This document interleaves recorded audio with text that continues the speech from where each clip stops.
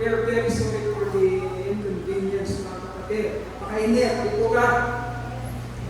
Pero kung hindi po natin kaya tiisin ang simpleng init na ito, ay maghanda-handa na po tayo sa napakatinding init na pwedeng marating tayo kung hindi natin kaya magtiis sa ating Panginoon. Ating Panginoon po, hindi lang po siya napawisan ng pawis. Nagpawis din ng dugo, ng pawis, ng tubig. Nagpawis din siya ng dugo. Ganon katindi ang binata ng ating Panginoon. Tayo po, mga kapatid, we have the privilege to worship in a nicer place, in a nice place. Nagawa ng biyaya ng Panginoon. Binigyan niya tayo ng maraming grasya para magawa natin pupurihin siya, pasalamatin siya na merong convenience. But the sacrifice of our God, sacrifices of our Lord Jesus Christ, mga kapatid, hindi natin kayang imagine it. Mailigtas lang niya tayo sa napakatinding na nakaambang, mainit na lugar sa impyerno. And that's why we are worshiping and we are praising Him. Palakpakan po natin ang yan. Baka inyong pupuri ng sama-sama, inyong pura. At ang ating pong dalangin, mga kapatid, ang pinapangarap ng ating isipan. Hindi lang yung magkasama-sama po tayo dito sa lupa na nagpupuri sa Panginoon. Ang ating sinasampalatayanan, pinapangarap, ninanais, dinidesire ng ating mga puso, ay makita natin ang ating mga sarili na sama-sama tayong nagpupuri sa langit. Yan po ang goal. Sapagkat ang katanungan po, mga kapatid, actually, this corporate worship, mga kapatid, ay ginagaganapin lang natin every quarter of the year. Ibig sabihin, every 3 months, magkakaroon po tayo ng corporate worship. Yan po ang napagkasunduan ng pamunuan ng PNCA. So, ibig sabihin, mga kapatid, ang isang iglesia ay binibigyan lang ng pagkakataon na makapag-host ng corporate worship maybe once a year. Maybe once a year. Or baka maybe once in 2 years because we have 8 churches. At kung iikot noon ng corporate worship, sa loob ng 2 taon, doon lang makakapag-host ang isang church ng corporate worship. So we have given the privilege to host this very first. Again, pinabalik natin sapagkat nagagawa na natin ito dati. This very first corporate worship sa ating kapanahonan ng TLCA. Pangarap natin mga kapatid makita ang lahat ng ating mga kapatiran na tunay na nandun yung pagnanasa, nandun yung desire na magpuri, magpasalamat, sumamba sa Panginoon, sa katakilalan ng kanyang mga ginawa sa ating buhay, mga kapatid. I came here to this church when this church is celebrating its 12-year anniversary. Pastor Rodel Pastor namin, 12 years anniversary, Pastor. 41st anniversary na namin itong nakaraan. So napakatagal na ng panahon na ginuho ng church. At yung mga pinapakita ko, mga kapatid, sa church, sa ating pastor, hindi na natin siya kasama ngayon. Siya kasama ating pastor si Pastor Pero. Yung mga pinapakita sa kanya, ay napapanaag natin ngayon. Dati ilan-ilan kami, may Pastor Rodel, si Pastor Rodel parang but now, by the grace of God, sa pamumuhay ng mga pastor natin, si Pastor Alfred, dumami po ang mga mission points ng church natin. Meron po tayong Urani, si Pastor Boyer, Meron pa tayong nagpupay si Pastor Mario. Si Pastor Mario. Ayun. Titignan mo kasi. Si Pastor Mario. Meron po tayong, wala tayong balanga pa. Okay? So mag-pray po tayo ng balanga. Wala pa tayong meron na ba tayong balanga? Okay, nagsisimula na. Nagsisimula na po ng sa balanga. Wala tayong meron tayong dinalupihan, pero hindi natin masyadong nakaka-fellowship. Si Pastor Paul De Leon, De Leon. Pastor Paul De Leon, ongoing po yung kanilang worship. Wala pa tayong Hermosa, meron tayong Urani, si Pastor Boyer, at nandito po kanyang mga mananampalataya ang mga members ko. Meron tayong Urani, Sama wala, ako kayo si Pastor Mario Palama wala, and then Pilar, madami sila sa Pilar. Kaya Pastor Alfred, madaming churches yan. And meron tayo sa mga na nag-hold ng worship every Sunday afternoon sa pamumuno ni Pastor Ray.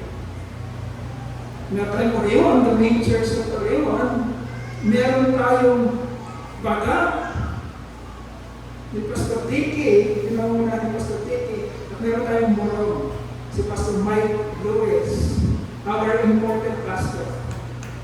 I'm sorry, I cannot deliver the message in full English, Pastor, because I have short English only, kakaunti, lutubuan ngayon natin. Okay, so, mag-prayer namin maunawaan ni Pastor Mike na ating po mensahe ngayon. Will be delivered in Taglish, Tagalog, English. So meron tayong murong, meron tayong limay na pinangunahan ni Pastor Rodel. Pastor Rodel Matakot, siya yung dati kong pastor na Trotinay, Lomago. Pero bata pa rin ang itsura ni Pastor Rodel. Yan pa rin ang itsura niya. And then, lastly, meron po tayong Maribeles sa pamumuno ni Pastor Cleo. Dalawang church yun. Hindi rin masyadong nakaka-fellowship. Yan. Ang dami na po mga kapatid. Kung talagang pupunta dito ang lahat ng Truth and Life churches na belonging to the TLCA, Truth and Life Churches Associations, hindi po kasya dito. Sa totoo lang. Hindi po kayo magkakasya dito. Kaya hindi makakarating po lahat sa mga kani-kanilang ministries na ginagawa. So yan po, ang pangarap po natin mga kapatid ay hindi lang tayo magkasama-sama dito sa lupa na nagkakaisa corporately na magpuri at sumamba sa Diyos. Ang pangarap po natin ay makita natin ang ating mga sarili sa ultimate, yung combination talaga ng pananampalataya natin na talagang, uy, nandito ka pala sa langit, Pastor Lloyd. Akala ko wala. Uy, nandito ka pala sa langit, kapatid na ganito. That is our ultimate goal. Yung isang araw, mga kapatid, ay makabalik tayo sa ating Diyos, sa ating Panginoon, at sasabihin niya sa atin, come home, my good and faithful servant. Makiisa ka, anihin mo ang kaligayahan ng mga hinirang na gumawa ng aking kalooban dito sa lupa. I'm praying for a message, mga kapatid, because I will be given a very rare chance to have a meaningful message for us na papakinabangan natin mga kapatid at hindi natin makakalimutan basta-basta. Yun po ang pinapanalangin ko sa Panginoon. Napakadali pong mag-create o gumawa ng mensahe na medyo cute because I know the struggles that we are experiencing today na napakainit. Nag-isip ako na sandali lang, cute lang, para hindi sila mainit, para maganda lang ang usapan, para cool lang ang ating pagsasama I'm not the boss. Hindi po si Pastor Troy ang boss. Meron po tayong boss at siya po ang magbibigay ng mensahe para sa ating lahat. Para sa ating lahat, including the one who is speaking the message. Para po sa ating lahat ang mensahe ng Panginoon. Although we want to see all of us put in right Christian churches, the members, in heaven, on that day, the day of the Lord, ang katanungan mga kapatid, may kailangang masecure natin ang kasagutan dito pa lamang sa lupa is, lahat nga ba nang tumatawag sa pangalan ng Panginoon ay maliligtas.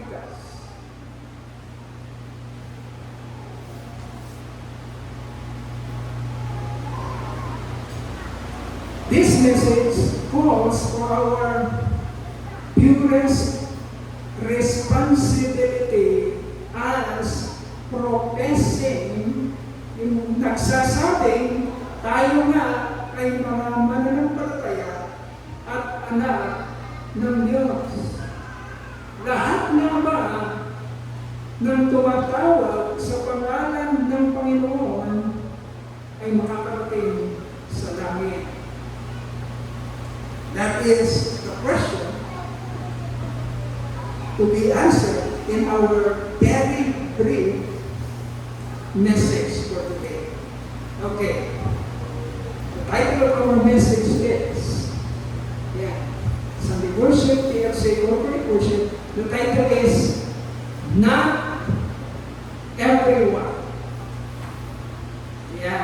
Pastor, parang hindi ba contradicting ito, Pastor, sa nababasa natin sa Acts chapter 2, verse 21, and then nababasa din natin sa Romans chapter 10, verse 13, na ang nakasaad doon is, everyone who calls on the name of the Lord will be saved.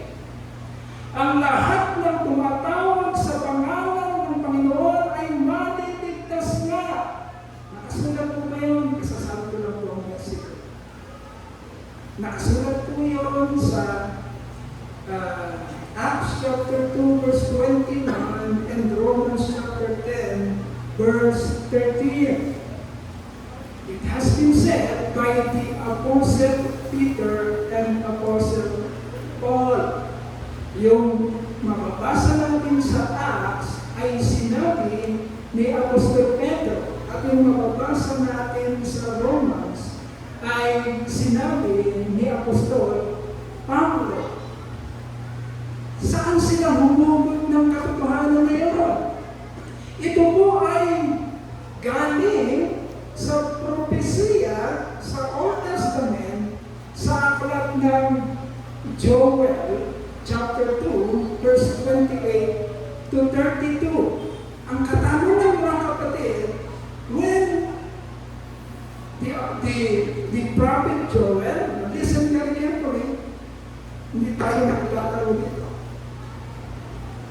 We must respect the Word of God, which is the only means for our salvation.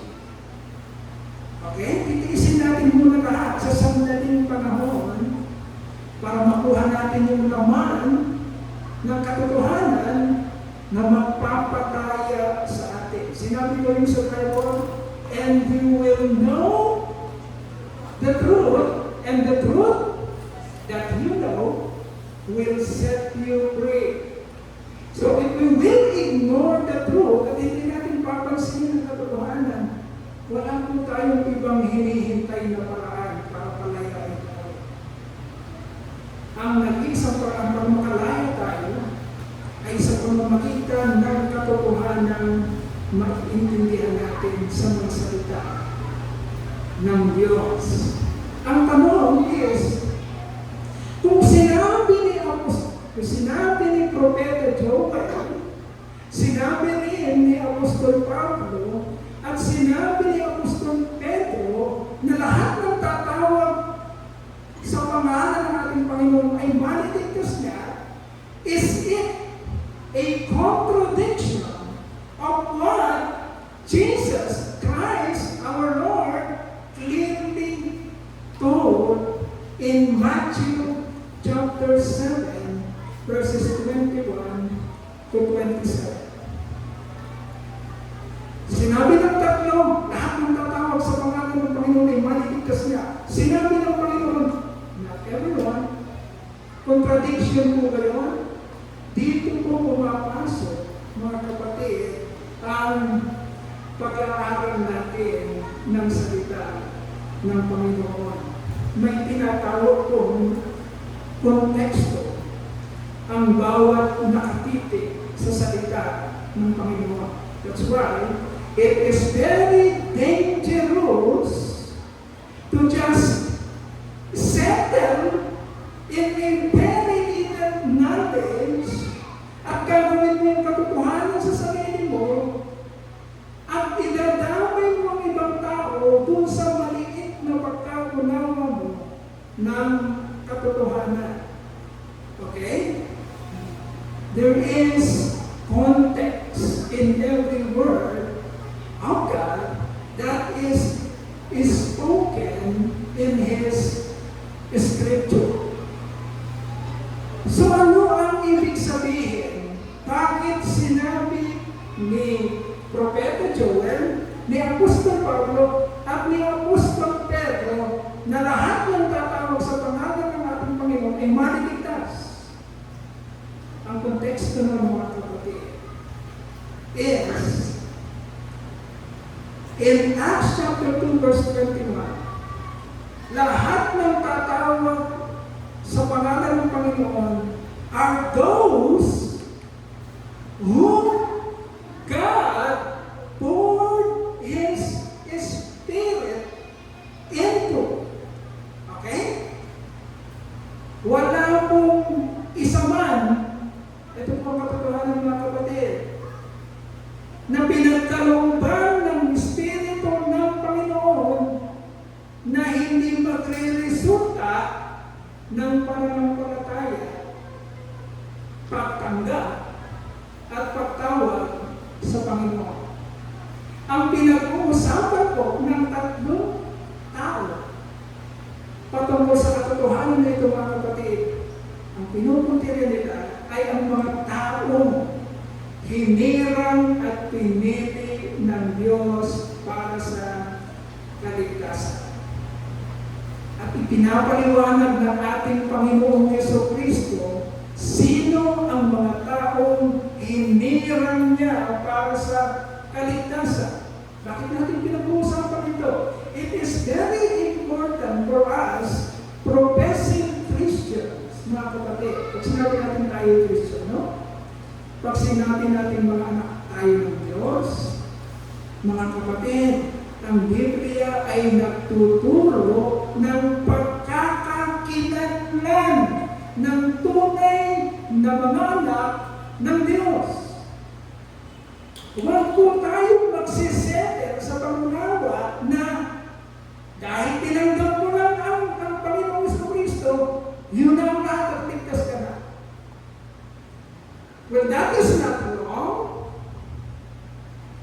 Our faith, our theology of once saved, always saved, is not wrong. It is correct. Pero ang ibig sabihin ang tinutukoy ng once saved, always saved, are those people whom God elected before the foundation of the world, as proclaimed and discussed in Ephesians chapter 2. For we have been chosen before the foundation of the world to be holy and blameless in His sight. Kaya bakit sinabi ng Panginoon, mga kapatid? Bakit niya itinuturo sa atin na hindi lahat ng magsasabi at tatawag sa pangalan ng Jesus ay tunay na makakapunta sa langit? Bakit? Because there are a real group of people, mga kapatid, at dinadalangin natin, sinasampalatayanan natin, na tayo, the Truth and Life Church, tayong lahat, isa sa tinutukoy ng Panginoon na hinirang niya at isang araw ay makakabalik sa piling niya sa Santa Maria. Sino-sino mga tao na ito? Una, sinasabi sa Matthew chapter 7 verses 21 to 27, sabi ng Panginoon, not everyone, pero sino sila?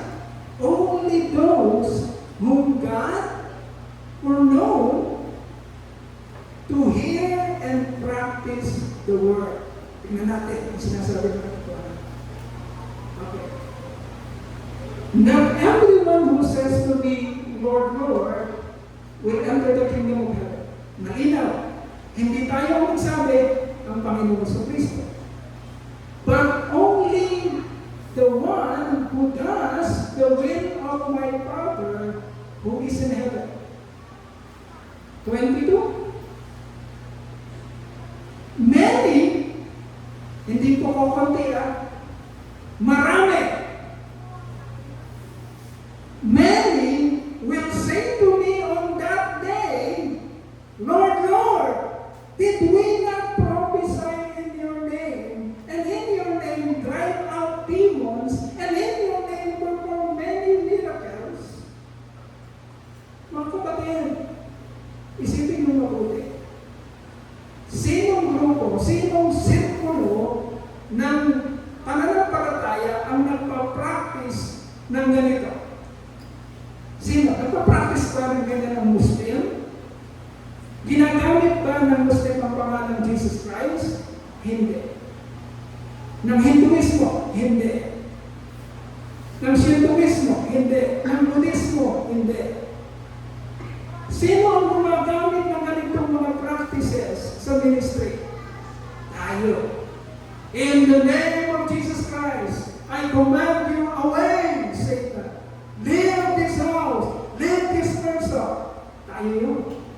Sa sirkulo natin, hindi ako nagsasabi nito. Ang Panginoong Jesucristo nagsasabi nito.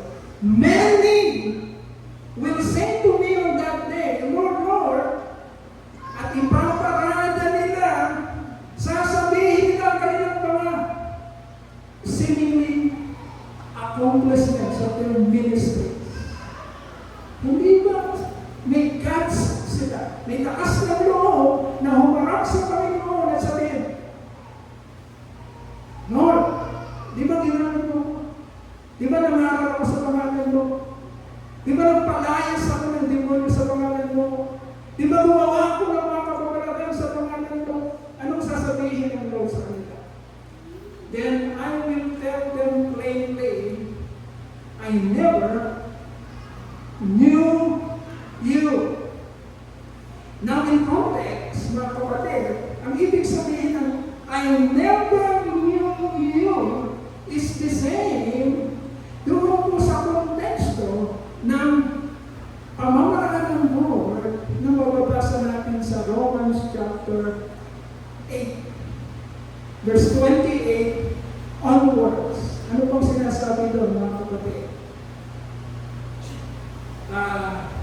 Sabi doon, and we know, napakaganda ng verses ito, and we know that in all things, God works for the good of those who love Him, who have been called according to His purpose. For whom God foreknow or foreknew, ano sinabi? I never knew.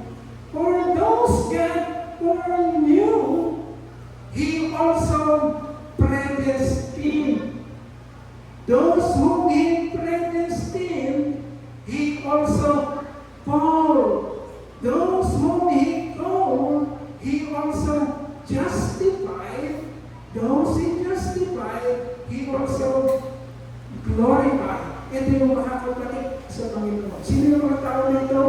Ito yung mga tao noong una pa lang, hindi pa nagsisimula sa liputan, ay kinilala na ng Diyos. Hindi na ba mga kapatid? Sinabi yan sa Romans chapter 8. Paborito natin yung verses na yan. And we know that in all things, God works for the good of those who love Him. Those who have been called according to His purpose. At inilatag ng Panginoon doon na siya ang gumawa ng lahat. At wala pa yung ginagawa. Those whom He predestined, He called. Those whom He called, He justified. Those whom He justified, He glorified. Sino mga lahat ng iyan? Ang Panginoon Hesus Kristo. Sino pinag-uusapan natin na makakabalik sa langit, mga kapatid? Hindi yung nagsabi lang, hindi yung mga taong nagsabi lang sa bibig na tinatanggap kita bilang Panginoon at tagapagligtas. And then, after saying that, ay namuhay sa kalimagin-magin na pamumuhay.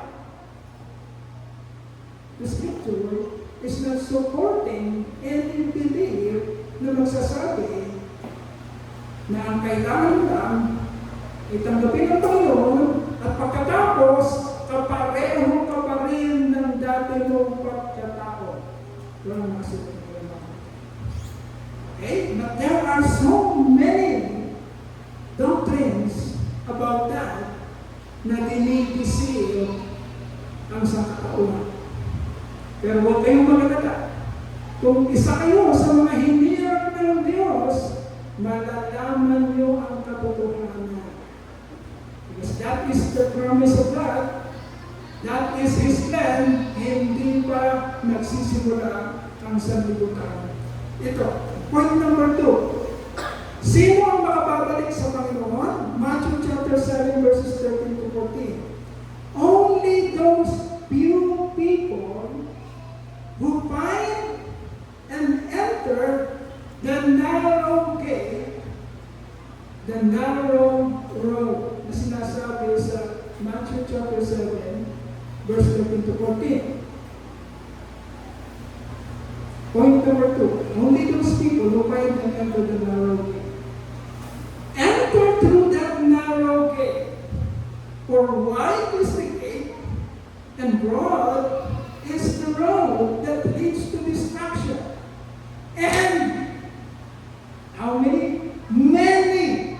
Okay? Many enter through it. But small is the gate, and narrow the road that leads to life. And, ano sinasabi ng Panginoon?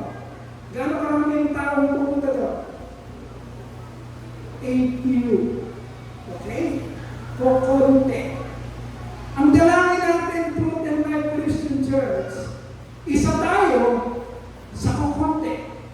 Ayaw natin sumama tayo dito sa marami doon, sikat doon, gano'n ang dapat, gano'n ang puso.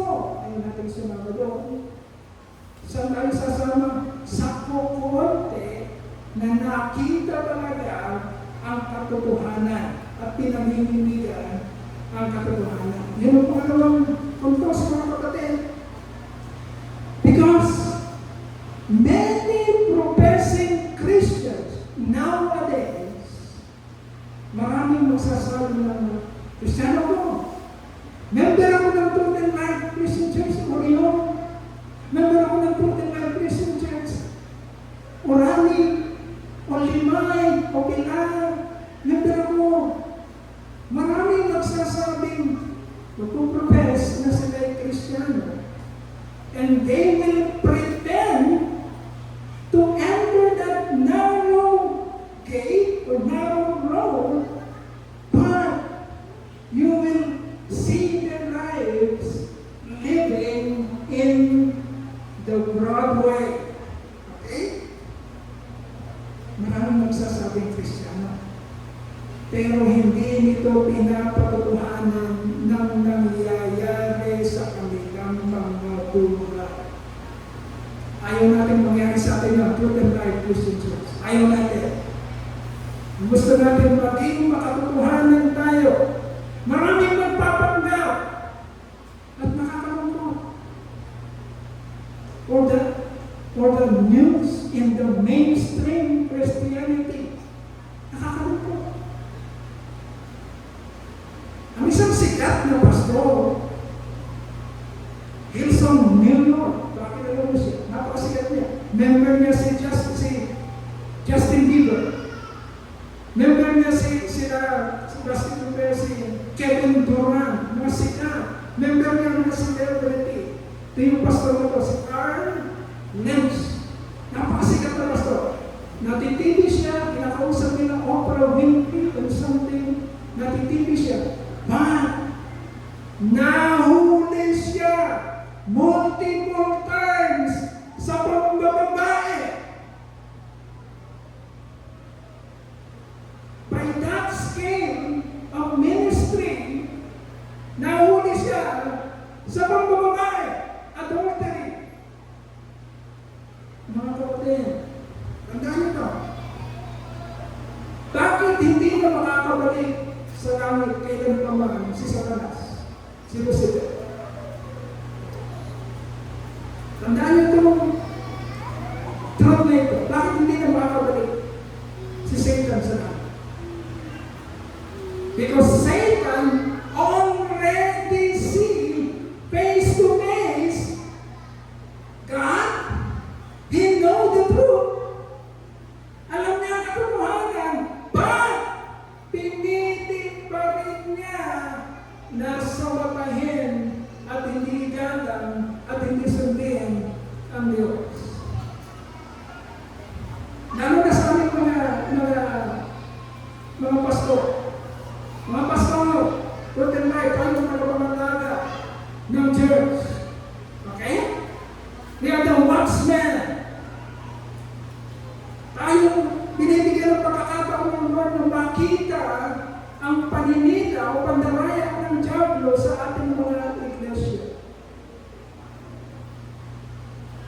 Bilang mga pastor, tagapangasiwa, tagapanguna, we must help alive as described in the epistles of Paul. Okay? A husband of one wife. Ang ginagalang ka ng mga anak mo, nag-gain mong respeto ng community mo. It is expected for you to live that kind of life. Why? Because you are representing God. Kaya si Carl Lentz, nung mahuli siya, kahit na sikat si Carl Lentz, nawala na siya sa ministry at hindi na siya makabalik. The same thing happens to James Swaggart. Kilala yung pastor natin si James Swaggart. Ganon din. Ganon din ang nangyari sa kawamatay na si pinagpipitagan na si Rabbi Zacarias. Napatunayan. Hindi ko babanggitin dito kung hindi napatunayan. Ano ibig sabihin, mga kapatid? Let us not pretend that we are entering the narrow gate or the narrow road while we are enjoying living in the broad way. Tandaan mo, hiniram ka ng Diyos. Inihiwalay ka sa karamihan. Huwag mong kaingitan kung ano ang nangyayari sa sanlibutan. Kunting panahon lang nila may-enjoy ang sanlibutan. We, the elect of God, the Christians, will enjoy our lives for everlasting. Sa buhay na walang yan. Hindi yung dito sa sanlibutan na may-enjoy pa lang for 60, 70 years. Ito, doon na, 100 years. Huwag kang mai-engage sa sanlibutan. You say that you are a Christian, then your life must display the life, ang mukha ng buhay ng Panginoon Yesu Cristo. Because Jesus Christ is living in you. Last point. Sino yung mga tao makakabalik sa langit? Only those people who have recognizable fruit of the Spirit. Okay? Because the Holy Spirit is living in you. Dahil nasa iyo ang banal na Espiritu, hindi mo maiwasan at hindi mo mapipilitan na ang buhay na yan ay mag-display ng bunga ng Espiritu. Hindi mga bunga. Isa. Kasi isa ang Spirit. Bunga ng Spirit. Ano ba yung mga bunga yan? If you are a citizen of heaven, hindi mo maiwasan ang sarili mo na makakitaan ng ganitong bunga ng Espiritu. Galatians chapter 5, verse 22 to 23. Just write it down. Hindi na natin yung lalagay dito. Just write it down. We will close with this point. Galatians chapter 5, verses 22 to 23. The fruit of the Spirit is love, joy, peace, patience, kindness, goodness, at i-highlight natin faithfulness. Hindi lang faithfulness sa Lord, kasi yun yung personal mong dealing sa Lord. Alam ng Lord kung faithful ka sa Kanya. But your faithfulness sa lahat ng relationship mo dito sa lupa. Okay? If you are a pastor of a church, you must be faithful. Nagagawin mo ang lahat ng ability na binigay sa iyo, giftings na binigay sa iyo ng Lord, upang maging kasangkapan ka, mainam na kasangkapan ng Diyos para ma-edify at mapalago ang church. Okay? You must be faithful in your calling. Saan ka ba tinawag ng Diyos? Alamin mo ang calling mo. Huwag kang mangarap ng maraming calling. Hindi ikaw ang pumipitik ng calling mo. Ang Diyos. Amen ba? Siya ang tumawag sa iyo, kaya siya magsasabi, Odoy, dito ka lang. Huwag kang alis dito. Dito kita tinawag.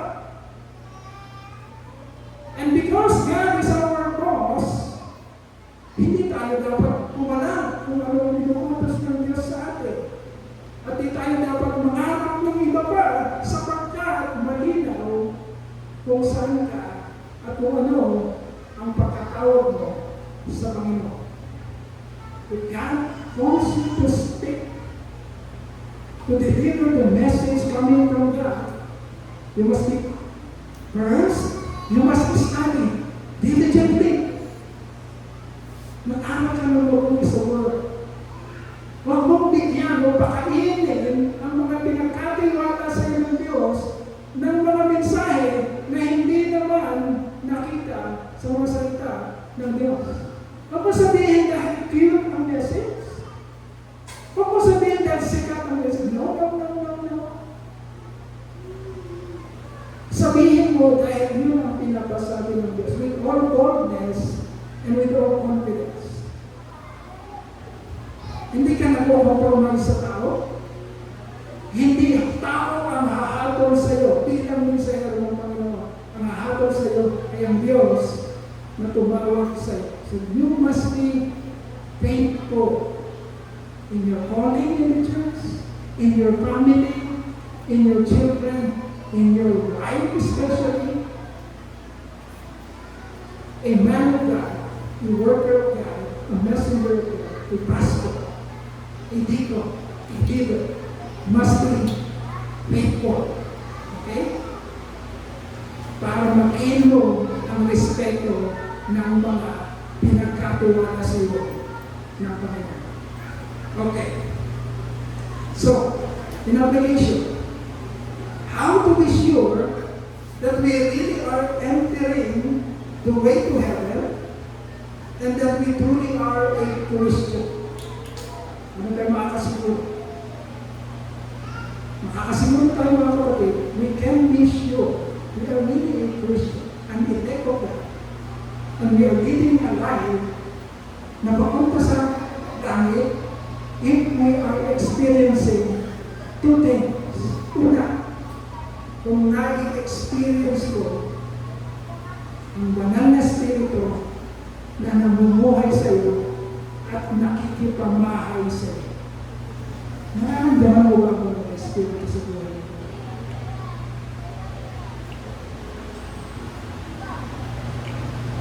Anong masasabi na nandiyan ang Holy Spirit sa iyo? Because the evidence ay ang pababanaan sa buhay. The fruit of the Spirit and the good things are evident in your life. Okay? Mapapatunayan mo, Kristiyano ako. Kasi nandito ang banal na Espiritu. At alam kong nandito ang banal na Espiritu dahil meron akong buhay ng Espiritu at may mga giftings ako ng banal na Espiritu. And then, lastly, because you are experiencing God's sovereign election. Anong nangyayari sa mga elect ng Diyos? They are foreknown to hear, to understand, and practice the Word of God in our lives. Truth and Life Christian Church, Truth and Life Christian Churches, the members, the brethren, mga kapatid, ang dalangin natin, ang goal natin, ay hindi lang para maging masaya tayo dito sama-sama.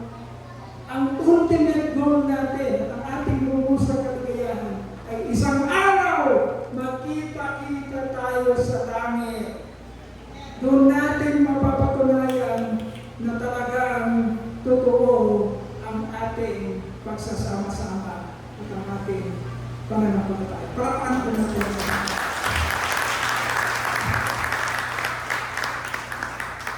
Manalangin po tayo, inclusive. Hallelujah. Hallelujah. Hallelujah. Baka namin kakigaw. Nandito po kami, aming Ama. Ang iyong mga hinirang, ang iyong mga anak, nagsasama-sama upang handugan ka, papulihan ka, sambahin ka sa Espiritu at katotohanan. Ama, ayaw namin pong mawalan ng kaguluhan ang lahat po ng pagpapagal na ginagawa namin kagaya ng sinabi mo sa iyong mga salita. Ayaw namin sa araw ay humarap kami sa iyo at sabihin mo na hindi mo tinatanggap ang aming mga ministeryo. Ama, kaawaan mo po kami. Kung hindi namin lubusan na unawaan, pakialaman mo ang aming mga buhay. Kulitin mo po kami. Itumpak mo po kami hanggang nandito kami sa temporal na buhay na pinatuloy mo. Ama, kaawaan mo po kami. Bigyan mo po kami ng kalugihang loob ng iyong grasya upang maunawaan ka namin ang iyong kalooban, ang iyong mga salita, at magamit namin sa pamumuhay na naayon sa iyong kalooban at pamumuhay para sa iyong kaluwalhatian.